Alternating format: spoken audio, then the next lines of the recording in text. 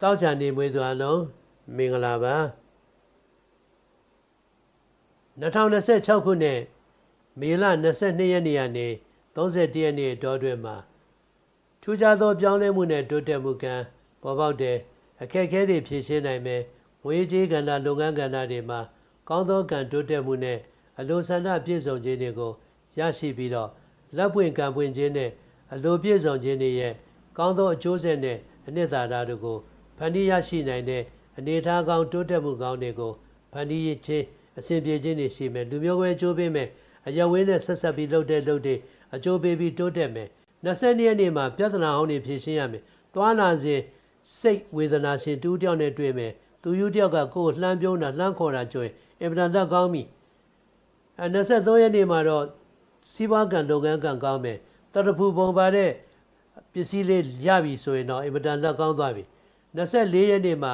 မိကောင်းဆွေကောင်းထောက်ကူရမယ်ပြရတတ်ကောင်းမယ်စုပေါင်းလုပ်ငန်းကြိုးပေးမယ်25ရက်နေ့မှာ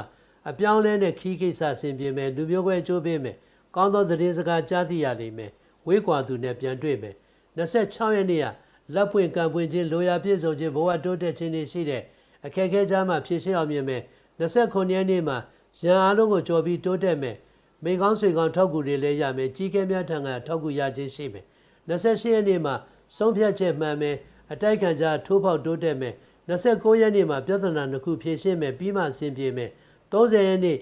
လာပြည့်နေ့ဖြစ်တဲ့အဲ့ဒီနေ့မှာကုသိုလ်ကောင်းမှုပြုပါထူးခြားတဲ့ကံပွင့်လာမယ်တိုးတက်မှုတွေရလိမ့်မယ်31ရက်နေ့မှာအလုံးစုံကောင်းခြင်းဒိုရာပြည့်စုံခြင်းနဲ့ဘဝရည်မှန်းချက်တိုးတက်ခြင်းတို့ကိုစနစ်တကျဖန်တီးရရှိအကျိုးပေးနိုင်တဲ့နေသားကိုကြုံရမှာဖြစ်ပါတယ်ဒီကာလအတော်အတွင်းမှာတနင်္လာနေ့တောက်ကြနေ့အင်္ဂါနေ့မွေးသူတွေကောင်းကျိုးပေးပြီးတော့ကြာသပတေးနေ့စနေနေ့မွေးသူများကြောင့်စိတ်နှောင့်ယှက်ဖြစ်တတ်ပါတယ်86ခွန်ကနန်းတွေကျိုးပေးပါတယ်အပြာရောင်ပန်းရောင်နိုးနေရောင်တို့ကိုဝစ်စင်သုံးဆွဲပြီးတော့လိုရှိရာကိစ္စဆောင်ရွက်ပါဝိသေသဆောင်ရွက်ရမယ့်ကိစ္စကတော့နယုံလပြည့်နေ့30ရက်နေ့မှာ